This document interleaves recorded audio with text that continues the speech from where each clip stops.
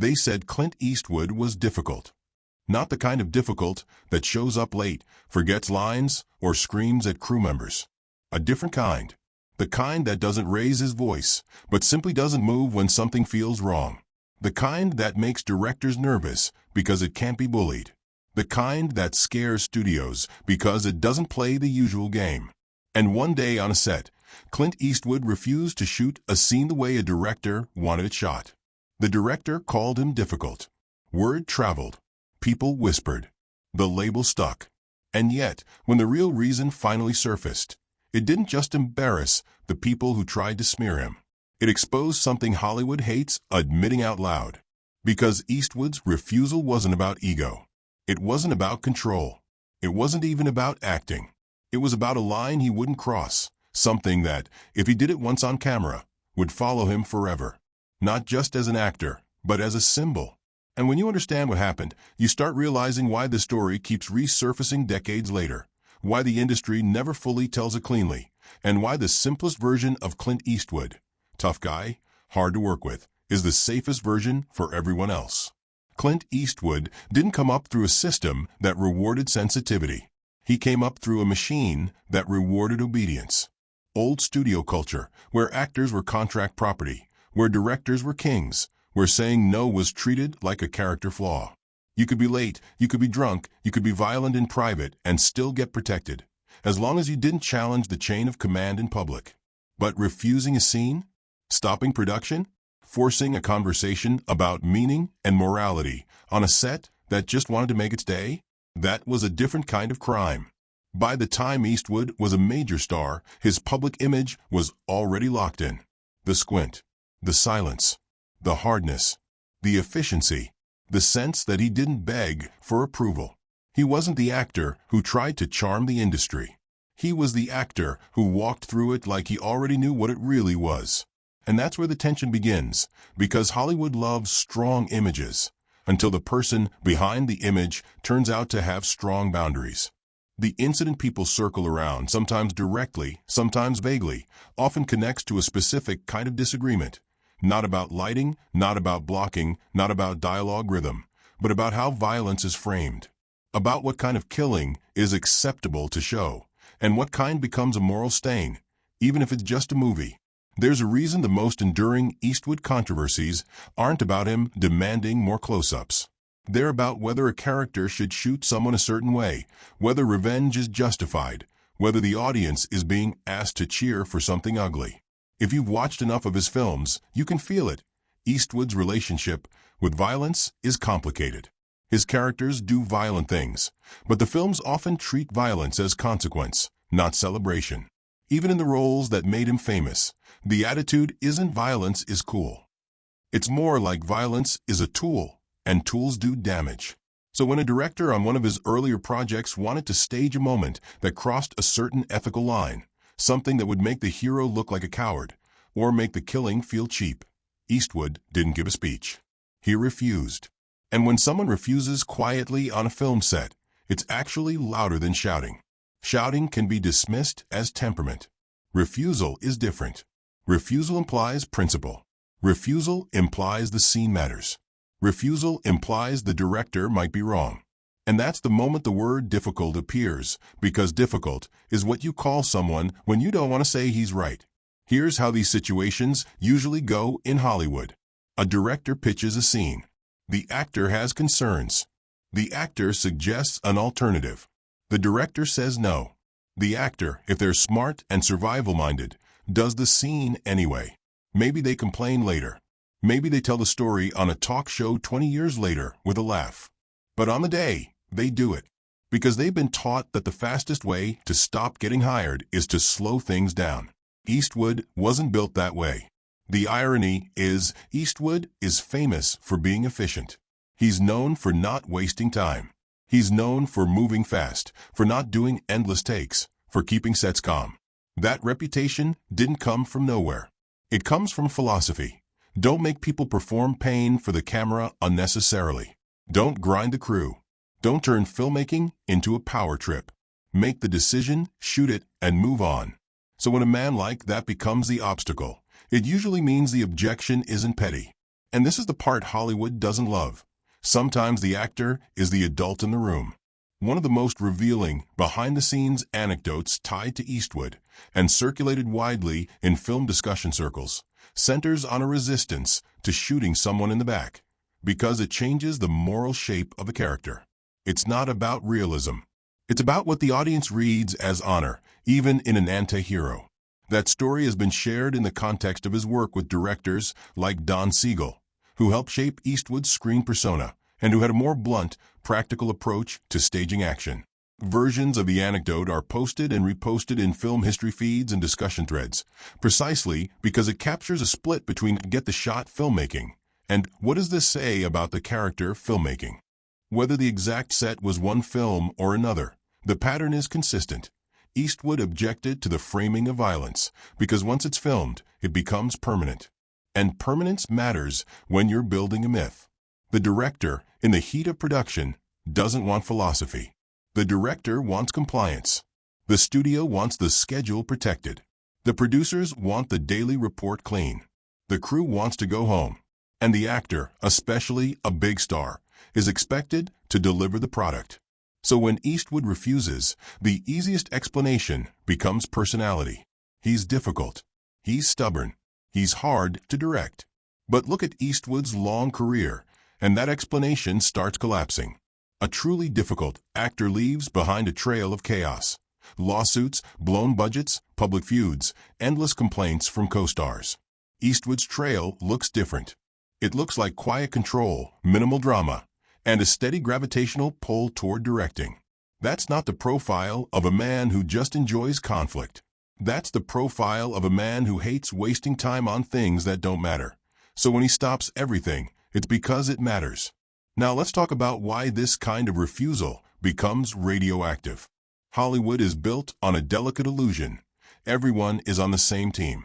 That the director is the singular artist, the actor is the instrument, the studio is the patron. The truth is Messier. Film is power negotiation. It's a constant tug of war over meaning, money, and image. And Clint Eastwood, whether people like it or not, became a man whose image was worth more than the arguments around it. If the public sees him as principled, then every director who tried to bully him looks small. If the public sees him as thoughtful, then every producer who tried to reduce the scene to just shoot it looks cynical. If the public sees him as a man with lines he won't cross, then the industry has to admit it sometimes asks people to cross lines. So instead, it's safer to say, he's difficult. Because difficult is not an accusation you can fact-check. It's a vibe, a whisper, a professional version of character assassination that doesn't require evidence. And once that whisper starts, it spreads for a reason. It disciplines everyone else. It teaches younger actors to stay quiet. It signals to crew members not to take the actor's side. It warns other directors that this star is not fully controllable. That's why the label matters more than the scene. But here's what made this case different. Eastwood didn't just refuse and move on. He refused in a way that forced people to confront the logic behind the refusal. He refused in a way that made the director's desired version feel morally questionable. And when that happens, the director can't simply say, "I'm the boss." Because then the director is no longer arguing about craft. The director is defending an ethical choice. And ethical choices are dangerous in Hollywood because ethics are contagious. If one person says no for moral reasons, it makes everyone else look like they said yes for convenience. That's when the truth silences people. Not because it's secret, but because saying it out loud creates accountability. There's another reason this hits hard with Eastwood specifically. The public never fully agreed on what he represents. To some, he's the embodiment of American toughness. To others, he's a symbol of conservative masculinity. To others, he's a complicated filmmaker whose later work critiques the very violence his early work seemed to glamorize. People project onto him. And when you project onto someone, you don't want messy nuance. So the industry benefits from keeping his disagreements vague. If the public hears he refused to shoot a killing that felt dishonorable, suddenly the conversation changes. It's not Eastwood is difficult. It becomes Eastwood cared about not turning his character into something morally worse. And that's a harder story to use against him. Now think about what it takes, psychologically, for an actor to refuse a shot like that. On a major set, you're surrounded by pressure disguised as professionalism. Everyone smiles. Everyone says, "We're just trying to make it work." But every minute costs money. Every delay is logged. Every pause is noticed. Refusal turns you into the source of the problem in a system that treats time as more important than meaning. So if you refuse anyway, you're either delusional or you're certain. Eastwood was certain.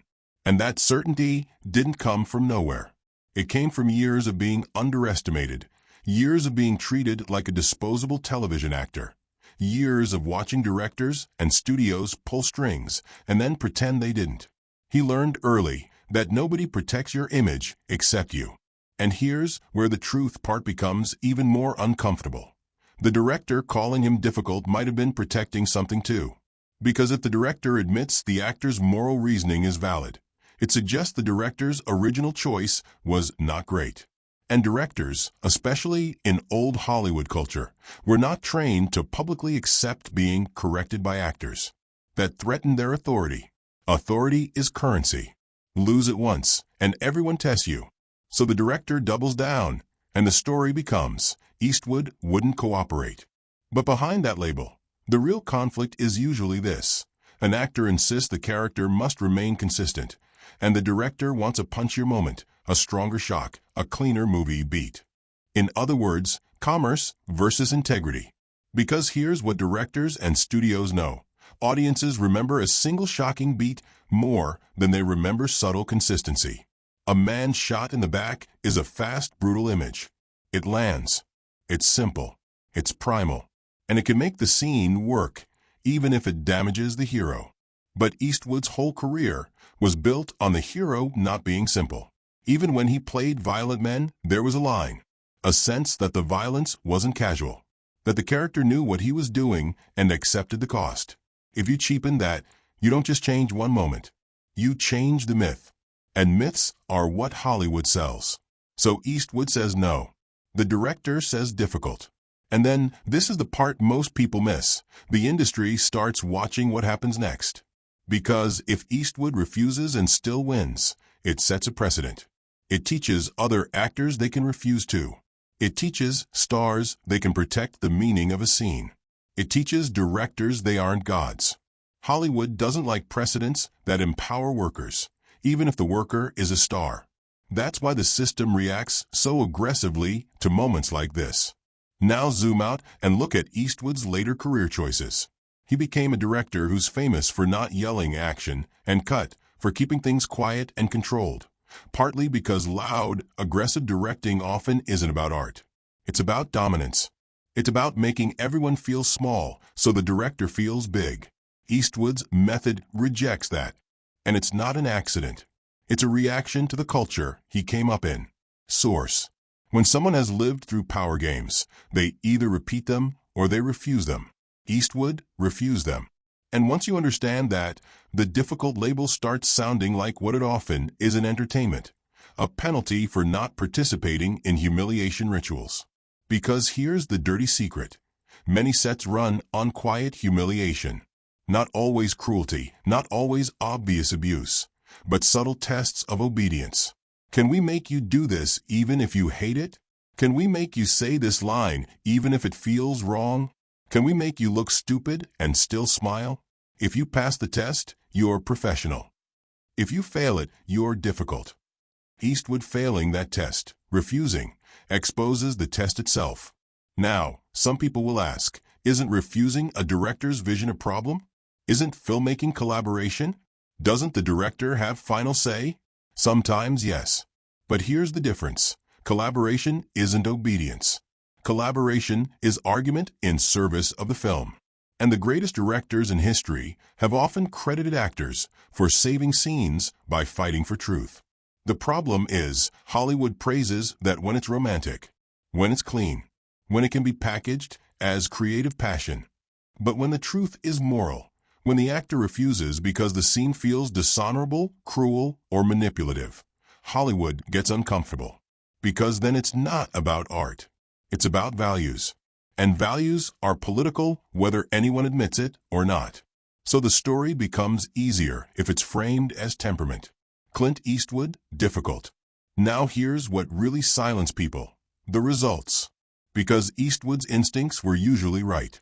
His screen image didn't just survive, it became iconic. His films didn't just make money, they shaped genres. His later directing didn't just earn respect, it earned Oscars. Over time, the industry had to accept that his difficulty often looked like discipline. His stubbornness looked like clarity. And that creates resentment in an industry full of people who confuse volume with authority. It also creates fear. Because if the quiet guy who refuses a scene ends up being right, then the loud guy who demands compliance looks wrong. And Hollywood protects loud guys all the time. So they stop talking about the specifics. They keep it vague. They let the rumor exist, but never let the moral reasoning become the headline. That's why you'll often hear the story told in fragments online. Eastwood refused to shoot, he wouldn't do a take. He pushed back on a director. It's always framed like a clash of egos. It's almost never framed like a clash of principles. But the principle is the point. Eastwood understood something most actors learn too late. Once you film something, the audience doesn't care what your intentions were. They only see what you did. They don't hear your private objections. They don't read the memo. They don't know the director insisted. They just see the character do the thing. And then they assign meaning. So Eastwood guarded meaning like it was the real paycheck.